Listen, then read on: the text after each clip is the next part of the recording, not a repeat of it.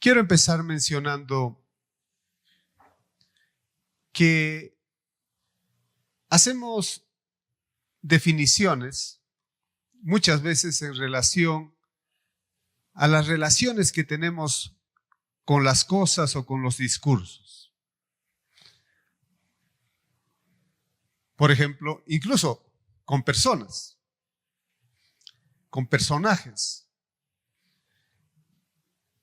Sabemos de Cristo muchas veces por el imaginario que construye la sociedad. ¿Qué sabemos de Cristo? Por las creencias populares. Y entonces hay varias imágenes de Cristo. De igual manera, sabemos del Evangelio por ciertas representaciones también que recibimos muchas veces de las iglesias. Nosotros mismos vamos definiendo ciertos conceptos. Por otro lado, evangélico. ¿Quién es un evangélico? ¿Quién es un cristiano? Y la sociedad y las iglesias vamos definiendo cada una de estas palabras y les vamos dando cierto sentido. A veces hablamos de Cristo en función a la tradición ritual. Cristo es un personaje que llegó a la cruz y quedó ahí en la cruz. Y esa es la representación que tenemos muchas veces en la imagen del crucifijo. ¿Quién es Cristo? A veces tenemos una imagen, Cristo está en las alturas, centrado a la diestra de Dios, y entonces está distante del ser humano. Y estas pequeñas imágenes que vamos mencionando son imágenes que tienen su verdad, pero no toda la verdad. Y para conocer de Cristo y de Jesucristo tenemos que entender el mensaje global de la Biblia, el mensaje evangélico. Pero también dibujamos imágenes en relación a quién es el evangélico. Hace unos años atrás, el evangélico, la gente nos definía así, decía, el evangélico es quien no toma, no fuma, no baila. ¿Quién es el evangélico? El bien portado. Esa era una definición. Y tiene su validez, sí, tiene, ¿no?, el reconocimiento de la sociedad en relación a que el evangélico es una persona que tiene templanza, es decir, que los vicios no llegan a él. Esas construcciones de definiciones se han venido haciendo sobre nosotros. La pregunta que en esta mañana vamos a hacernos es, ¿quién es el evangélico? A la luz de la palabra. ¿Quién es Jesucristo? ¿Qué es el evangelio a la luz de la palabra? Y vamos a resaltar una de las características del evangélico y vamos a resaltar al final la característica de la generosidad como una característica de quien tiene ese encuentro con Jesucristo y quien vive el evangelio. Por eso les invité a que puedan abrir sus Biblias en Mateo y quisiera que en estos capítulos del 5 al 8, del 5 al 7 primero, luego vamos a considerar el 8 y luego vamos a irnos al capítulo 20. Mateo es un evangelio que se escribe por los años finales, los 70, más probablemente en los años 80. Es decir, unos 50 años, 40, 50 años después de la muerte y resurrección del Señor Jesucristo. Recuerden que en esa época no habían Biblias impresas. La generación de los años 80, después de Cristo, no tenían la bendición que tienes tú. de tener tu Biblia. Es más, esa generación solamente había escuchado de las epístolas. Los evangelios estaban recién escribiendo. El evangelio de Juan se va a escribir cerca al año 100 o después del año 100. En los años 80 tenemos una segunda generación que está escuchando de Jesús, que está escuchando del evangelio por la tradición oral, por lo que sus padres o sus abuelos le están contando respecto a las enseñanzas de Jesús. Son generaciones que no tienen un conocimiento, no tienen las condiciones, no tienen una Biblia al cual dirigirse y conocer sobre Jesucristo. Solamente tienen las predicaciones de sus pastores, la predicación de los apóstoles que se ha ido repitiendo por generaciones. Y entonces en esa transmisión oral de la enseñanza de Jesús, de la persona de Jesús, de quién es el evangélico, quién es el cristiano, se empezaron a añadir también ciertas fábulas, ciertas cosas que no son. Y ante ese problema los evangelistas, Mateo, Marcos, Lucas y Juan, se van a ver en la necesidad de escribir lo que Jesús enseñó. Y son 3 autores del Nuevo Testamento que van a escribir los 3 primeros evangelios que nosotros conocemos como los evangelios sinópticos, ¿no? Que tienen cierta similitud. El mensaje es el mismo, pero la forma como lo estructuran tiene pequeñas variaciones. Y años después va a escribir Juan el evangelio que también conocemos bajo su nombre. ¿Cuál es el propósito de los evangelistas? Que la segunda generación de cristianos conozcan lo que realmente predicó Jesús. Y gracias a esa tarea de los evangelistas, ha trascendido esa palabra hasta nosotros. Y tenemos que agradecer y decir gracias Mateo, gracias Lucas, gracias Marcos, porque un día escribiste lo que Jesús enseñó. Incluso si ustedes leen los primeros versículos de Lucas, en los primeros versículos de Lucas dice que él ha investigado, después de haber investigado, ¿no? Él va a poner en orden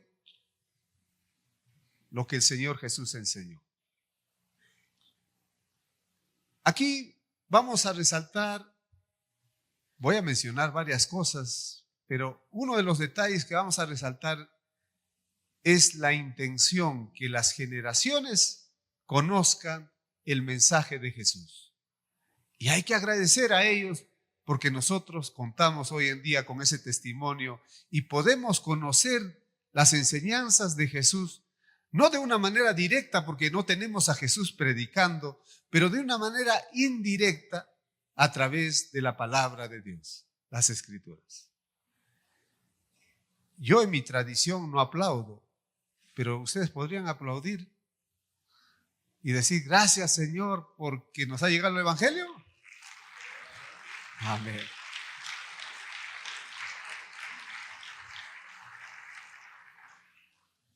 Gracias porque el Señor levantó a Mateo, Marcos, Lucas y a Juan y tenemos el evangelio. Y ese evangelio fue dado a la segunda generación, el evangelio de Marcos. Y entonces Marcos, al igual que los otros evangelistas, escribe muchas cosas de Jesús, muchas enseñanzas de Jesús, y están en todos los evangelios, y Mateo tiene en su evangelio muchas de ellas. Sin embargo, Mateo escoge y selecciona lo que es esencial en el evangelio. El día viernes, aquí en la cafetería, después de tiempo pedí un café expreso. Me dieron una tacita chiquita pero qué café que estuvo bien, bien fuerte y una esencia, qué rico café, ¿no? Poquito, pero fuerte, ¿no? La esencia. Mateo hace lo mismo. Mateo escribe varios capítulos, pero pone la esencia en 3 capítulos. Mateo 5, 6 y 7. Ahí está la esencia. Ahí está el buen café del Evangelio. ¿Ustedes han leído estos pasajes? Ahora, ustedes se miden en ese pasaje. Se pesan en ese pasaje, en estos capítulos. Si queremos saber si somos buenos cristianos, hay algunos se van a pesar en la tradición. Es que yo asisto, es que yo ofrendo, es que yo diezmo, es que yo canto en el coro, es que yo dirijo, es que yo predico. Esa es la tradición. Son cosas que hay que hacer y no son malas. Uno las hace, pero en eso no nos medimos. Ese es nuestro servicio. Para que te puedas pesar y saber si realmente eres buen café, buen evangélico, tienes que pesarte y medirte en Mateo 5, 6 y 7. Y si nunca lo has estudiado o lo has tomado un poco a la ligera, empiézate a pesar y empiézate a medir en esos 3 capítulos. Y vamos, de manera breve, vamos a referirnos a estos 3 capítulos. Y en el verso 1 empieza Mateo y dice: cuando Jesús vio a las multitudes, subió al monte y después de sentarse, empezó a enseñar a sus discípulos. En esta versión dice: sus discípulos se acercaron a él y abriendo su boca les enseñaba. Miren, Mateo está usando aquí una redundancia. Sentarse en la cultura judía y aún en los evangelios, sentarse tiene que ver con aprender. Jesús se sentó para enseñar. Nosotros nos ponemos en el púlpito y nos paramos para enseñar, lo hacemos parados. Yo doy muchas clases y cuando enseño me gusta tener la pizarra. Entonces uno enseña en nuestro tiempo en un pizarrón, el profesor está parado. En tiempos de Jesús y en tiempos de la colonia, el profesor, quien enseña, quien da una cátedra, se sienta. Incluso en las cátedras antiguas, aquí delante del púlpito hay una tabla que al bajarse se convierte en una silla y ahí se sentaba el gran orador o el orador de esa tarde o de ese día. Y la cátedra es el asiento. Es decir, tenemos aquí ya desde el inicio indicándonos que va a haber enseñanza. Jesús dice, subió al monte después de sentarse. Y hay una primera mención de que Jesús va a enseñar. Pero más adelante dice, abriendo su boca. ¿Se puede enseñar sin abrir la boca? Sí se puede enseñar con el ejemplo, con el testimonio. Pero quien quiere enseñar en un aula y tienes que enseñar unos principios, tienes que abrir tu boca. Y ahí ya viene la segunda reiteración de que Jesús va a enseñar. Y finalmente dice propiamente el verbo de enseñar. Jesús va a enseñar. Ya desde el inicio está la intención. Jesús va a enseñar. Jesús va a dar una gran cátedra. Hay que tomar atención. Por eso la pregunta de hace un momento, ¿tú has considerado esta enseñanza en tu vida? ¿Tú te has pesado? ¿Tú te has medido con estas enseñanzas? ¿O tú eres un cristiano de la tradición? ¿O tú eres un cristiano del rito? Hay que ser cristianos del Evangelio de Jesús. Y hay que ser cristianos enseñados por Jesús. Aquel que es solo cristiano por la tradición es un cristiano nominal. Es que yo soy católico, soy cristiano, católico. ¿Pero qué dice la Biblia? No sé, lo que yo sé es que en abril o en marzo sucede la Semana Santa y llega diciembre, la Navidad, y que luego las posadas. O sea, es un cristiano del rito. Pero hoy en día hay muchos evangélicos ya, porque el movimiento evangélico protestante ha crecido. Cuando uno va preguntando a los jóvenes, en algunas iglesias, incluso adultos, no conocen Biblia. Hay veces la Biblia es un amuleto, ¿no? Que a algunos les sirve para cuando les da pesadilla, jalan su Biblia y creen que con la Biblia, ¿no?, va a espantar a los demonios, ¿no? Hay mucho cristiano nominal. La predicación de esta mañana tiene que ver que tú tienes que ser un cristiano de Jesucristo, que escuches a Jesucristo, que seas enseñado por Él, que vivas sus enseñanzas que están descritas, que seas pesado por las enseñanzas que están en Mateo 5, 6 y 7. Hasta ahí la introducción. A lo largo de estos capítulos, la introducción del Sermón del Monte, también conocido estos pasajes bajo este nombre, y aquí hay varias enseñanzas. No lo vamos a tomar en cuenta porque vamos a tocar una de ellas más adelante, pero hay varias enseñanzas. Y entre las enseñanzas del Señor van a resaltarse los principios. Hay veces nosotros queremos tener una receta, es decir, paso 1, paso 2, paso 3, paso 4. Entonces uno quiere seguir la receta. Y hay mucho cristiano que es de la receta, ¿no?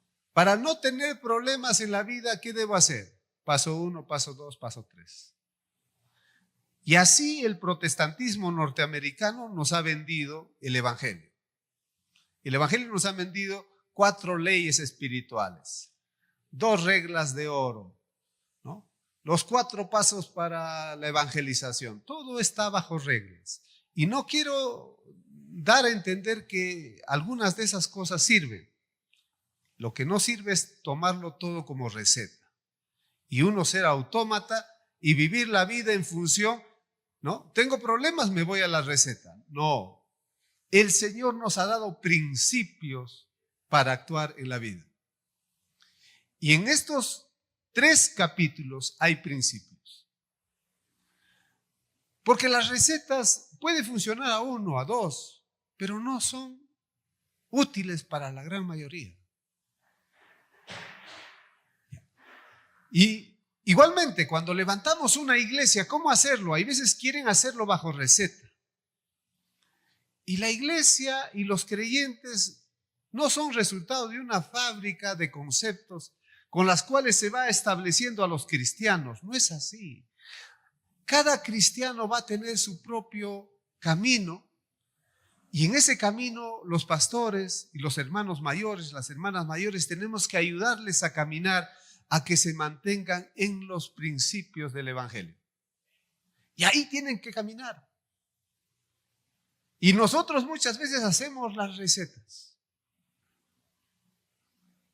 Y eso empezó ya con la Iglesia Católica. La Iglesia Católica decía bajo su dogma dualista neoplatónico, decía la carne es mala, el espíritu es bueno, entonces hay que buscar todas las cosas del espíritu. La carne es pecaminosa, entonces quien quiera seguir al ministerio tiene que ser un célibe, una persona que no conozca mujer, ¿no? Y entonces los sacerdotes no se casan. Ya estableció una receta. Y eso se mantiene hasta nuestra época. El protestantismo llegó, Lutero dijo, eso no es bíblico. Los levitas se casaban. ¿Cómo podemos mantener a un hombre sirviendo al Señor sin que se case? Pablo dice que algunos pueden tener dones de continencia, son algunos. Y qué bien, es para ellos o para ellas. Pero quienes en su corazoncito en algún momento late, ¿no? Y tiene este anhelo de conocer, ¿no?, más a una hermana y casarse, qué bien. El gran problema de las recetas. Y a veces hay cristianismos, dicen no esto, no esto, no esto, en función de la receta. El cristianismo que Jesús viene a enseñarnos es un cristianismo de principios. De manera muy general, el principio del amor. Pero el amor en la enseñanza de Jesús es, en la vida vas a tener roces y vas a tener gente que va a buscar hacerte daño. Y Jesús dice, ámalos. Pero ¿cómo puedo perdonar si me hizo esto? No, yo no perdono. El mensaje de Jesús es, aprende a perdonar porque a ti yo te he perdonado en gracia y en misericordia. Entonces el cristianismo de Jesús es un cristianismo de principios y esos principios están aquí. Los principios del reino de Dios, los principios del Evangelio están en Mateo 5, 6 y 7. Ahora, Jesús subió a enseñar y decíamos, resaltando uno de los aspectos que hay que resaltar, Jesús busca enseñar a partir del decir, a partir de la predicación, a partir de la enseñanza, pero Jesús no se quiere quedar en que los alumnos o sus discípulos aprendan verdades y las aprendan solamente racionalmente. Y ahí vamos a ir a Mateo 7, 24. Y en Mateo 7, 24 ya es la conclusión. Y en la conclusión del Sermón del Monte, ¿no?, Jesús dice, todos los que oyen estas palabras mías, en otras palabras, todos los que han estado atentos con estas enseñanzas que acabo de contar desde el capítulo 5 al capítulo 7, todos los que han estado atentos a estas enseñanzas de los principios, Jesús va a decir que bien. Pero dice, cualquiera que oye y las pone en práctica, cualquiera que oye y las hace, y ahí viene la referencia, será considerado como un hombre, una mujer fuerte, que vendrán los ríos, vendrán los vientos, vendrá el huracán que acaba de pasar, ¿no? Hay huracanes de ese tipo en nuestras vidas, ¿no? Nunca pensábamos que en Acapulco iba a golpear un huracán de este tipo, ¿no? Y a veces creemos que a nosotros va a llegar un huracán de un nivel bajito y esa la resistimos, ¿no? Y a veces creemos que no nos va a llegar un huracán de esos niveles y tal vez mayores.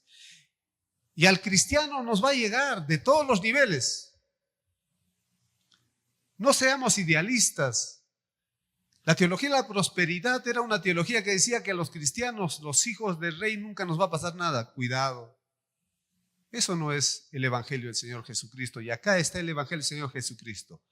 La persona que ha sido formada en los principios del evangelio, le va a venir huracanes del 1, del 2, del 3, de todos los niveles. Pero ahí dice, no lo va a tumbar. Y ahí viene esa relación, el que oye y las hace. El evangelio no es una cuestión solamente de recepción. No es un mensaje, no es un discurso narrativo que tú tienes que entender la estructura de ese mensaje, ¿no?, y guardarlo en tu cabeza. No. Hay que procesarlo y plantearlo en la práctica. Y ahí está el signo del cristiano, del evangélico. El evangélico no es quien sabe más textos. Hay que saber. Hay que aprender de memoria pasajes. Sí, hay que hacerlo. Pero no porque aprendas los textos eres el mejor evangélico. No lo eres. Yo cumplo años en abril y me tocó ir a predicar a una iglesia justamente en esos días. Y estaba terminando la escuela dominical y empezaba el culto y empezó el culto. Y quien dirigía dice, este mes el pastor cumple años, invita a los hermanos que cumplen años y pasó una niña de 13, 14 años.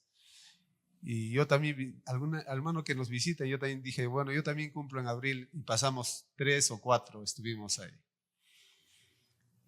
Y la hermana que está dirigiendo dijo, bueno, como hay 2 pastores y hay una niña, vamos a preguntar si se sabe en el Salmo 91.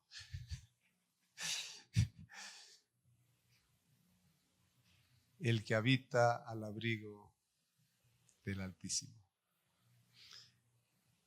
En ese momento tuve que agradecer a mi maestra de escuela dominical de hace muchos años, porque yo ya no me recordaba, ¿no? Y gracias a la niña que también ya lo sabía y los 2 pastores le estaban siguiendo a la niña, ¿no? ¿Ya?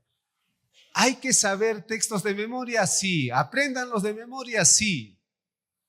Pero saber textos de memoria no nos hace mejores cristianos, ni nos hace cristianos. El cristiano se hace porque sabe la palabra y la aplica. La forma en que apliquemos la palabra del Señor, la evidencia de que nosotros no solo sabemos, sino aplicamos la palabra de Dios, eso nos hace cristianos. Y ahí en este capítulo 7, también el 24 más abajo va a decir, y aquel que oye y no las hace, no es cristiano en otras palabras. Pero aquí va a mencionar, no va a ser parte del reino de Dios. Y entonces es una realidad más amplia que el solo hecho de ser cristiano o no. Aquí tenemos, amados hermanos, tenemos una enseñanza, un propósito de Dios, enseñar sus principios para que sus discípulos sean hombres y mujeres que conozcan las enseñanzas de Jesús y vivan las enseñanzas de Jesús. ¿Quién es un evangélico? Un evangélico es quien conoce las enseñanzas y quien vive las enseñanzas. Y hay que tener las 2 cosas. Por eso debemos conocer la enseñanza del evangelio. Y en mi perspectiva personal, la enseñanza de los evangelios son las enseñanzas fundamentales de todo el Nuevo Testamento y de toda la Biblia. Ahí está la enseñanza fundamental del cristiano. Pero vayamos ahora al capítulo 8. Jesús enseñó que hay que conocer sus enseñanzas y hay que vivirlas.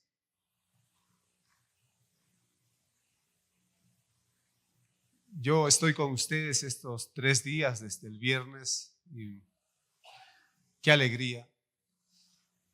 Un detalle de ustedes es que no se cansan en escucharme. En mis auditorios presbiterianos metodistas, 1:30 ya terminamos las reuniones.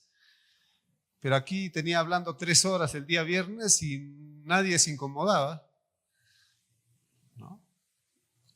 Ese hambre de recibir la palabra. Ahora, si hay alguno que dice, ahora va a ser 3 horas, no mire su reloj, no mire su reloj. Hoy seremos un poquito más breves, ¿no? Pero bueno, es una alegría que reciban la palabra. Y me gustaría verlos que vivan la palabra. ¿Ya? Ahora, respecto a mí, lo único que van a aprender es que yo enseño la palabra. No van a tener chance de verme vivir la palabra, que también desearía que ustedes me vean vivir la palabra. Hay mucho predicador que solamente conoce la palabra y tiene un bonito discurso, y hay veces tiene una iglesia multitudinaria. No vive la palabra. Hay algunos. Jesús no es de esos. Jesús ya enseñó, pero ahora veamos si Él las hace o no las hace. Si Él vive lo que enseñó. ¿Y qué imaginan? Él lo vivió. Y empieza el capítulo 8 de la misma manera como empieza el capítulo 5. El capítulo 5 dice Jesús subió. Y el capítulo 8 dice Jesús descendió. Descendió del monte y dice vio a un leproso. En la religión judía se entendía que la enfermedad, en otras palabras, es diabólica, es por la situación de pecado. Frente a un enfermo, los fariseos discutían quién pecó, él o sus padres. Miren, en esa relación de enfermedad-pecado, el enfermo no podía entrar al templo.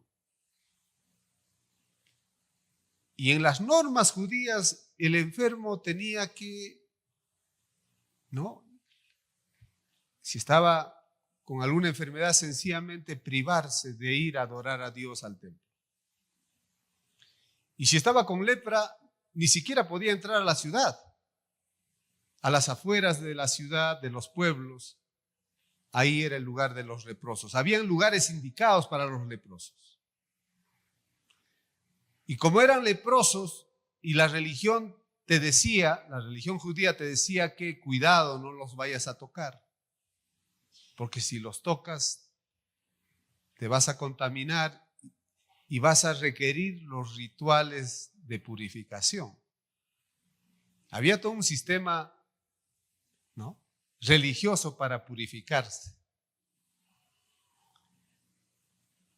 A Jesús, que respetó la ley de Moisés y respetó los principios de la ley, Jesús no tomó en cuenta esas recetas que por lo regular toda religión construimos, y hay que tener cuidado. No quiero decir que nosotros no la tengamos, todas de una u otra manera las construimos, pero no hay que darle mucho lugar a ello, hay que volver siempre a los principios. Jesús va a los principios y se pone en conflicto con las leyes judías. Y Jesús dice, ve al leproso y lo toca. A ver, miren sus Biblias, constaten, porque puede ser que hay alguna Biblia que lo quitó, alguna versión. Y se acercó un leproso y se postró ante él diciendo, Señor, si quieres puedes limpiarme. En esta versión dice, extendiendo Jesús la mano, lo tocó. Jesús toca al leproso. Jesús no es el religioso judío que está guardando las normas judías. Él guarda los principios de Dios. Y se pone en conflicto porque sus hermanos judíos lo van a criticar. Mira, él está tocando al leproso.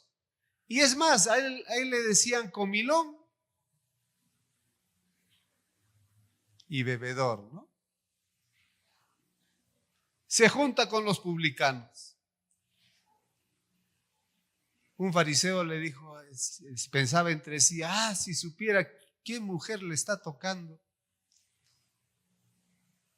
Porque Jesús desciende. Y esa es la actitud que todo cristiano tenemos que hacer. Tenemos que descender a la miseria de nuestro mundo, de la cual también nosotros hemos sido parte, y tenemos que descender. Y tenemos que tener esta actitud de Jesús, tocar. Hay que tocar. el leproso era una persona no tan solamente marginada por la sociedad, sino también por la religión. Y Jesús va a dar un ejemplo de un acto de humanidad, pero también un acto, ¿no?, de sanidad, y Él va a sanar al leproso. Y si continuamos, empieza con el leproso, sana al leproso, y luego va a sanar al criado del centurión romano.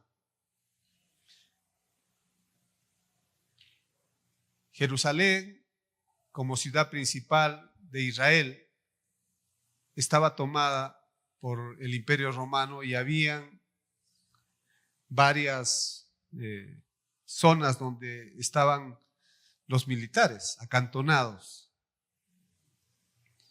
Y habían varios centuriones, y uno de esos centuriones, frente a un criado enfermo, ¿no?, él va a buscar a Jesús. ¿Quién lo busca? ¿Un extranjero? ¿Un invasor? Quien está violentando contra el pueblo de Israel. Es parte del imperio. Jesús, como buen judío, o como esos grupos celotes, nacionalistas judíos de su tiempo, que no querían ver para nada al romano, Jesús pudo haber tomado esa posición, pero Jesús no toma esa posición. Es el enemigo. Él sabe que es el enemigo y le hace un favor. Hay veces los evangélicos, y hay veces también lo he escuchado, no, pero pastor, él nos hace daño. ¿Cómo vamos a hacer? ¿No? O sea, hay veces creemos que a los que nos hacen daño no debemos tomar, digamos, acciones ni siquiera de amistad, ¿no?, ni siquiera de saludo. Cuidado, no caigamos eso. Tampoco en nuestra tolerancia seamos permisivos, no. Digamos y seamos directos en decir que no estamos de acuerdo, no compartimos, pero también decirles que yo estoy presto a ayudar. Y Jesús está ayudando aquí a un romano, y también se va a dar la sanidad, ¿no?, de este hombre. Y la fe de este romano es interesante.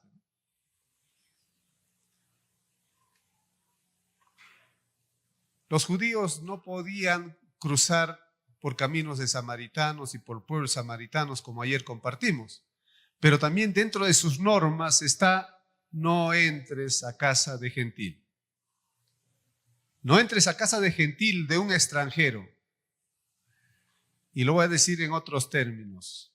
No entres en casa del mexicano porque te van a servir carnitas. Te van a servir carnitas con cuerito, ¿no? Te van a servir huitlacoche, hongos, ¿no? No entres a casa de mexicano. Eso te va a decir el judío tradicionalista, porque el mexicano va a comer carne de cerdo. Y la carne de cerdo para el judío está prohibida. Aquí en México se come más carne de cerdo que en Perú. Nosotros comemos, pero una vez a la semana, no es seguido. Ustedes o nosotros, yo también ya estos días, ¿no? Y lo que me quedan estos días también, voy a buscar hasta mi taquito de cabeza. ¿Ya? Hoy ya desayuné algo con el huitlacoche, que para mí es lo más rico. En mi país, el hongo del maíz lo dan a las vacas, no se los come el ser humano. ¿Ya? Aquí lo aprendí a comer y es lo más rico para mí, un taquito de huitlacoche, ¿no? Ah, qué rico. En el tiempo de Jesús, el judío no podía entrar en casa de gentil. Y este romano le dice, Jesús le dice, ¿no? El romano le dice, tengo empleado enfermo, y Jesús le dice, vamos a tu casa. Miren ahí el pasaje. ¿De quién es la iniciativa? Es de Jesús. Jesús le dice, vamos a tu casa. O sea, Jesús no tiene problema de entrar en casa de gentil. Y a veces nosotros en las generaciones pasadas de evangélicos hemos dicho, no te juntes con el borracho. No te juntes con tal persona. Entonces nosotros nos juntamos solamente con los buenos, ¿no? Entre comillas, no hay bueno, no hay justo, ni aun uno. Y evitamos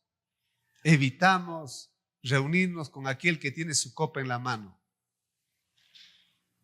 Pero para eso tienes que ser fuerte y pide fortaleza en el Señor. Si el alcohol ha sido tu problema, no lo tomes a la ligera lo que acabo de decir.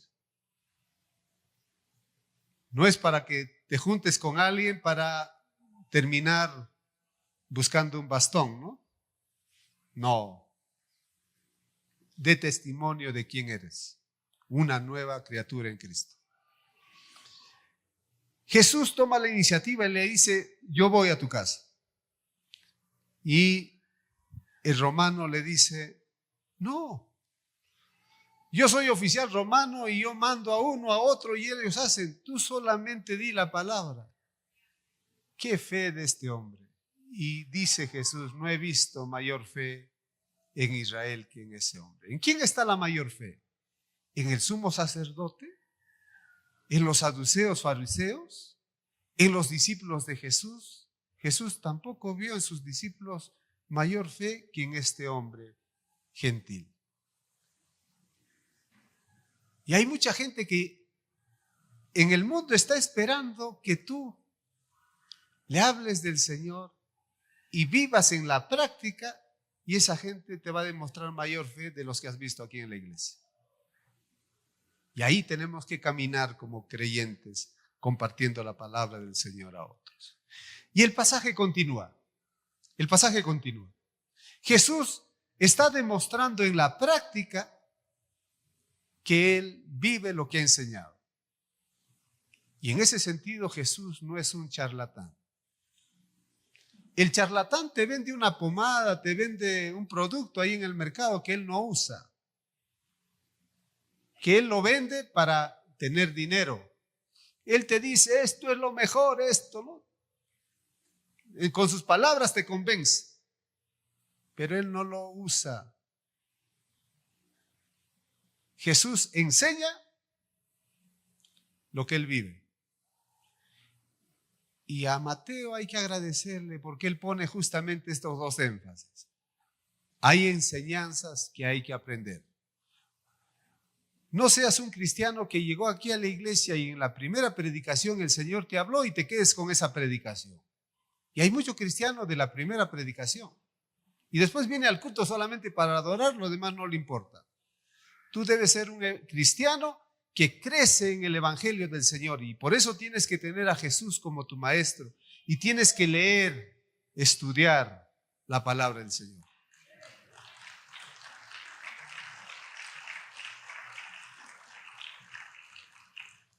Y no quedarte con esas enseñanzas, hay que vivirla. Y Jesús ha demostrado eso. Él enseña y vive lo que enseña. Hay varios principios que Él enseñó y quisiera ir a uno de esos principios, que también está en el capítulo 6, pero vamos a trabajar con el capítulo 20.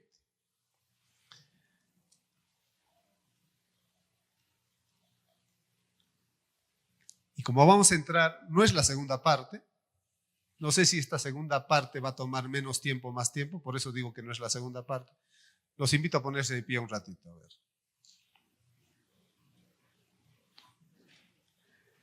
Y ahí, puestos de pie, yo voy a leer la palabra del Señor. El capítulo 20 dice, Jesús enseñando una parábola, Jesús dice, porque el reino de los cielos es semejante a un hacendado que salió muy de mañana para contratar obreros para su viña.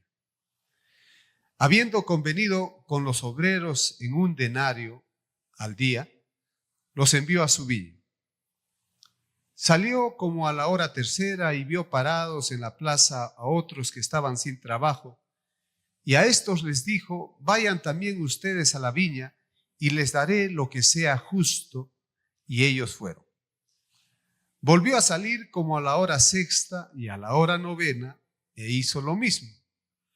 Y saliendo como a la hora undécima, encontró a otros parados y les dijo: ¿por qué han estado aquí parados todo el día sin trabajar?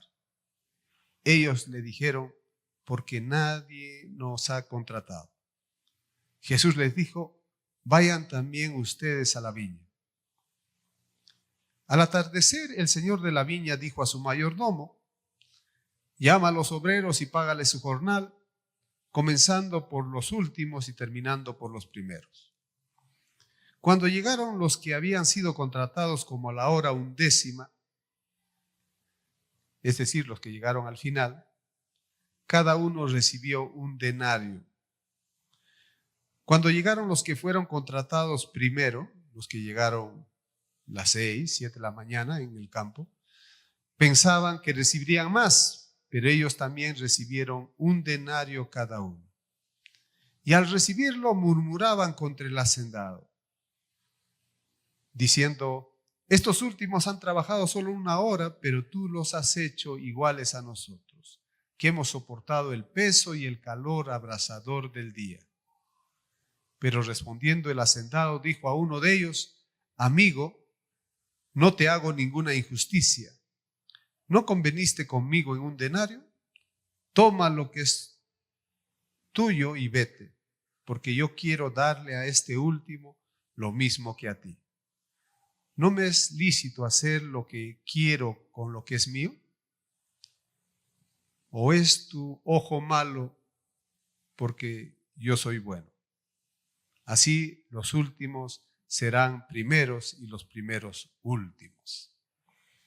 Tomen sus lugares.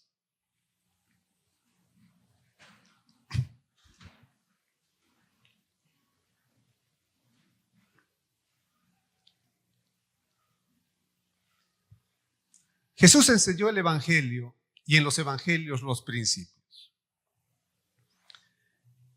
Y la enseñanza en los principios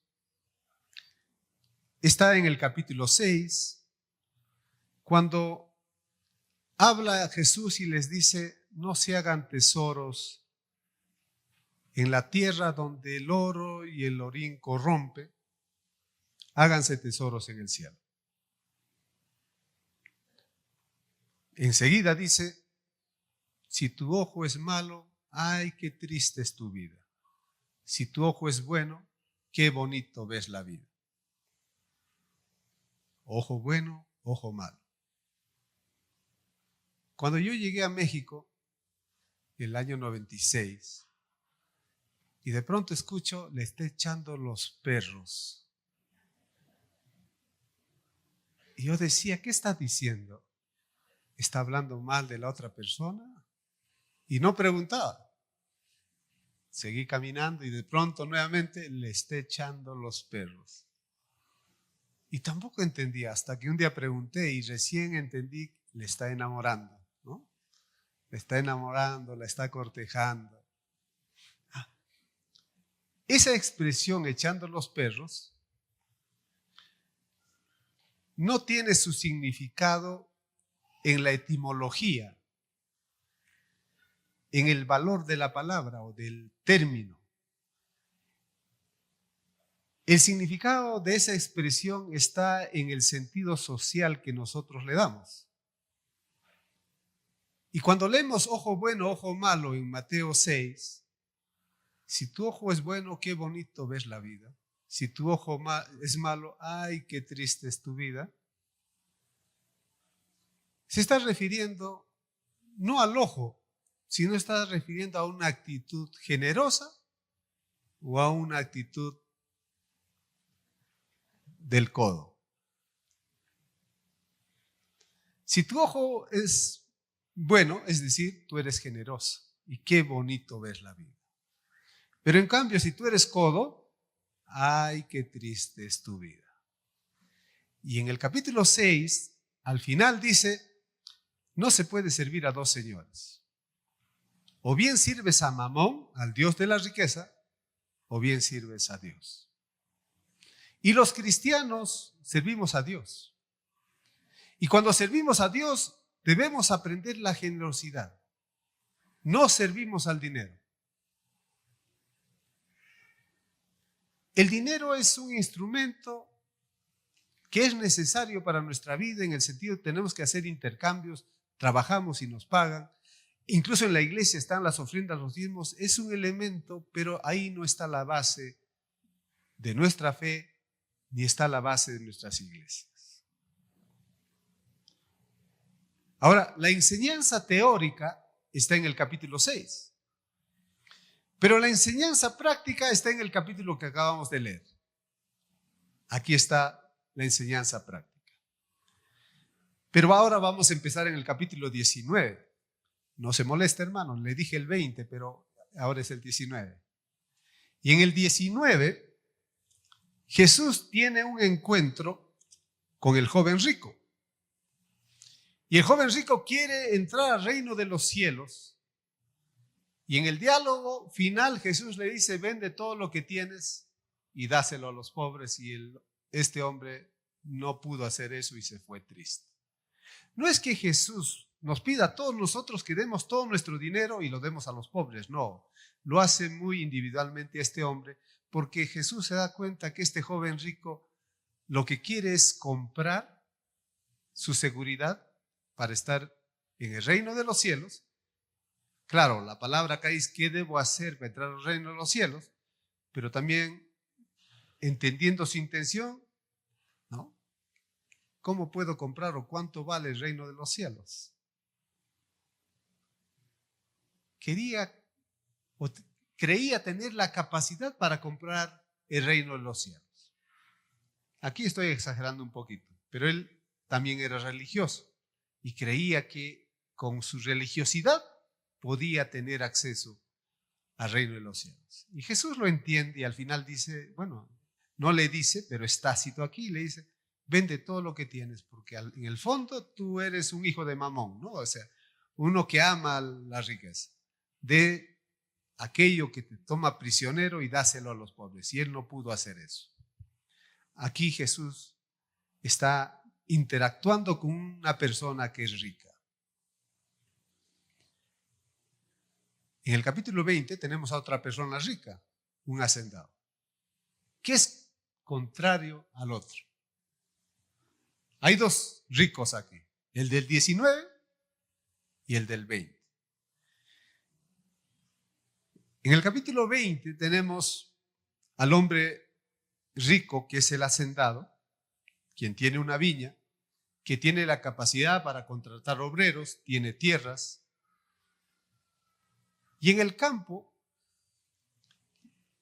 la vida del campo no empieza a las 8 de la mañana.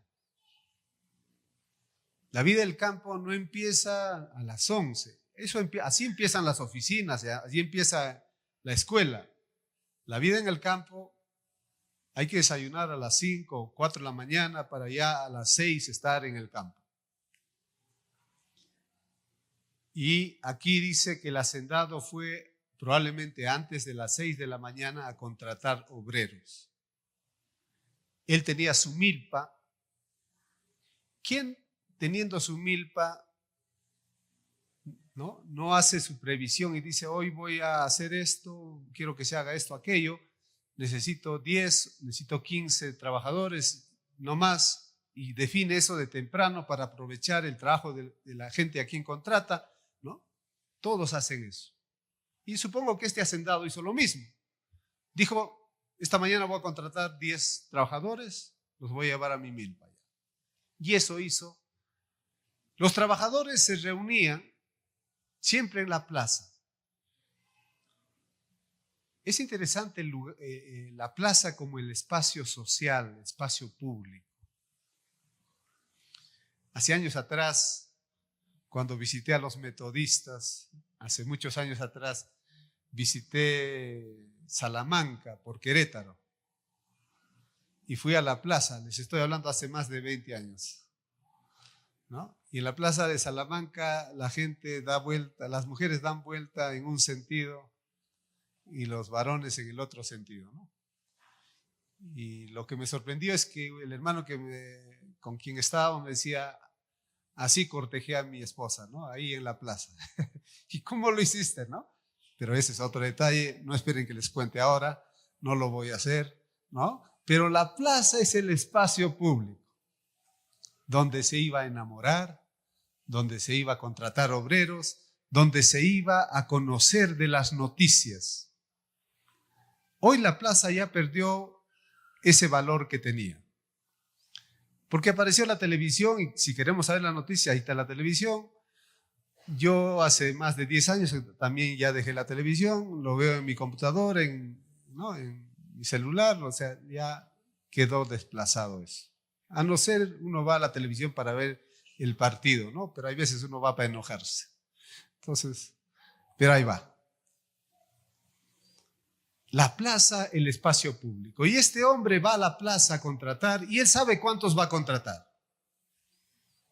Y lo que él decidió, 10, 15, contrató a esos obreros, los llevó a su milpa, a la viña y ahí que trabajan. Pero los dejó, él siguió haciendo sus cosas, salió nuevamente y pasó por la plaza a las 9 de la mañana y vio a otros y les dijo, vayan a mi milpa. Y ahí introduce un término, yo les voy a dar lo que sea justo. Aquí tenemos ya varios temas. Tenemos el tema de los desempleados, que en nuestro tiempo no hay, gracias a Dios. No. El problema de desempleados es grande. Un problema social. Y hay veces nos dicen, pastor, predique doctrina, solamente doctrina. Los problemas sociales, no se metan los problemas sociales. En mi opinión, hay de los predicadores que no predicamos temas sociales. Tenemos que hacerlo. Porque la palabra del Señor lo está indicando. Aquí me está hablando de desempleados. Y aquí me está hablando de justicia.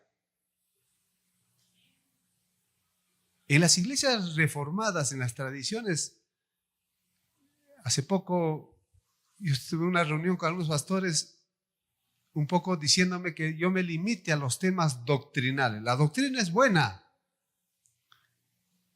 Tiene su lugar en la vida y del creyente y de la iglesia, sí, pero hay que ir a la Biblia para destacar la predicación de Jesús y las enseñanzas de Jesús. Y a propósito, estamos en una de las enseñanzas de Jesús. Y Jesús nos está hablando del desempleado y nos está hablando del tema de la justicia.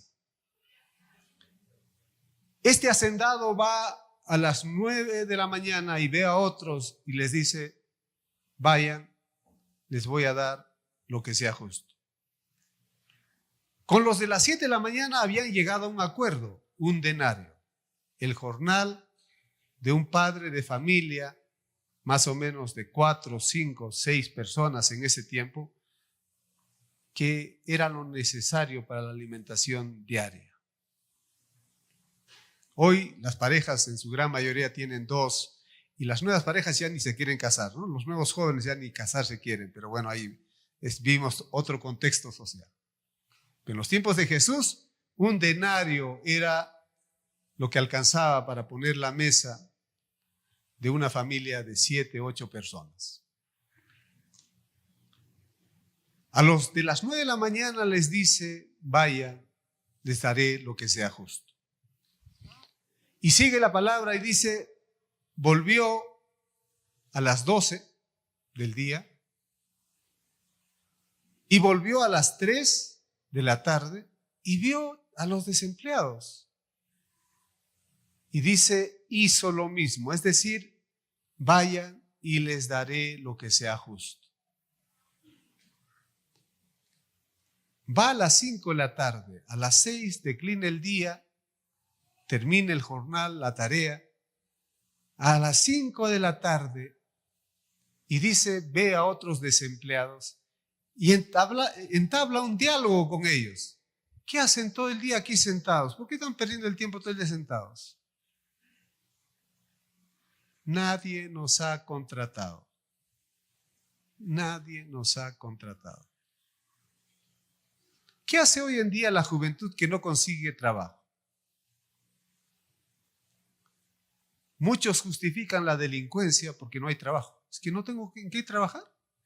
Yo he buscado trabajo, no puedo. Y se meten a la vida fácil. Y aquí es una exageración. ¿Cómo una persona puede estar todo el día esperando trabajo? Es ilógico, nadie lo va a contratar. A las 5 de la tarde, ¿quién lo va a contratar? Pero ahí está en el pasaje.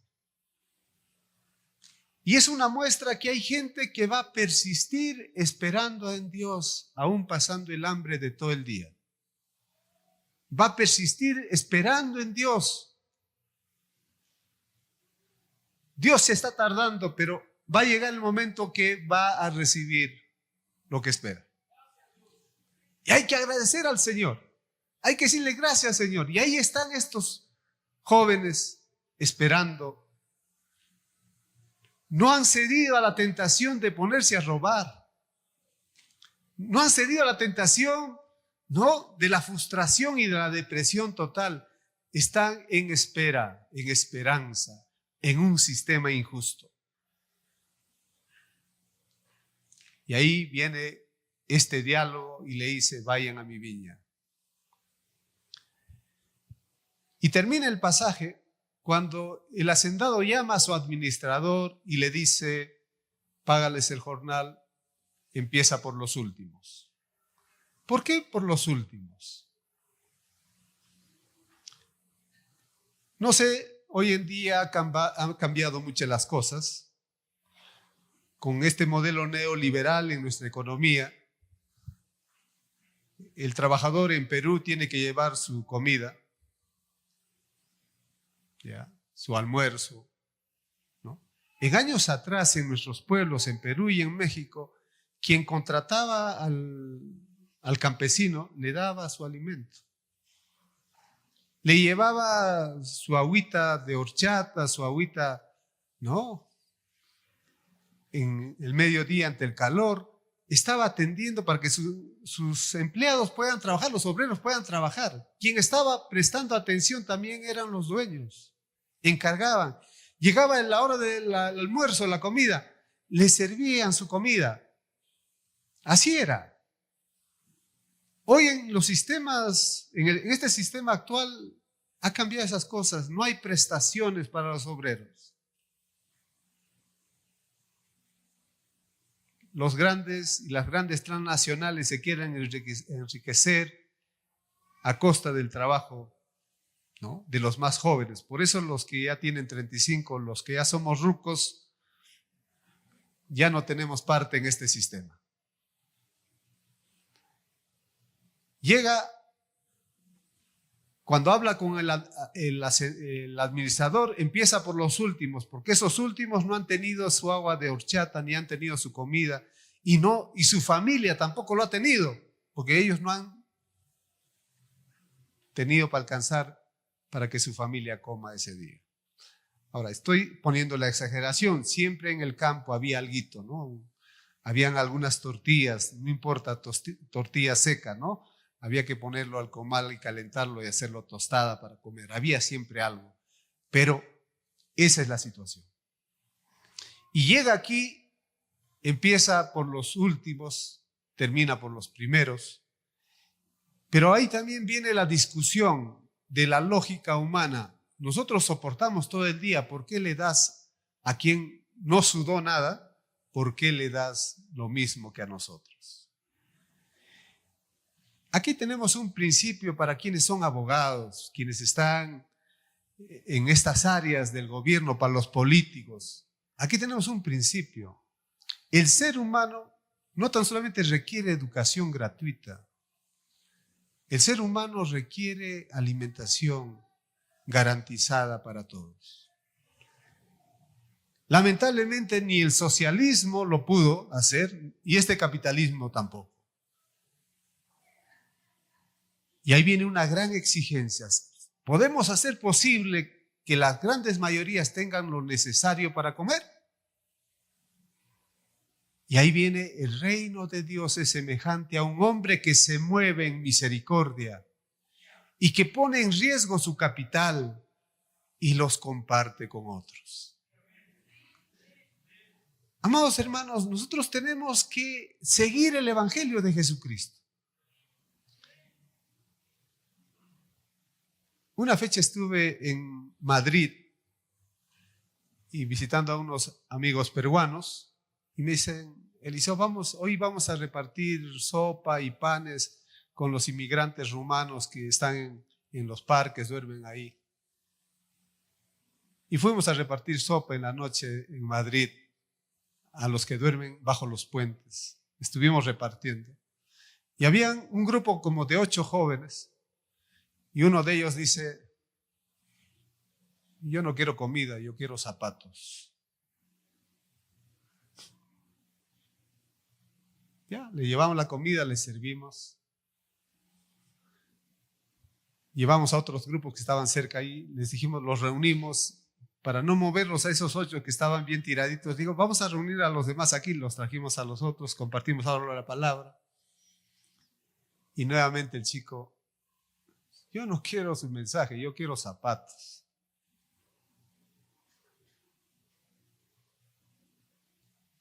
A la primera yo estaba dudando si yo saco mis zapatos y los doy.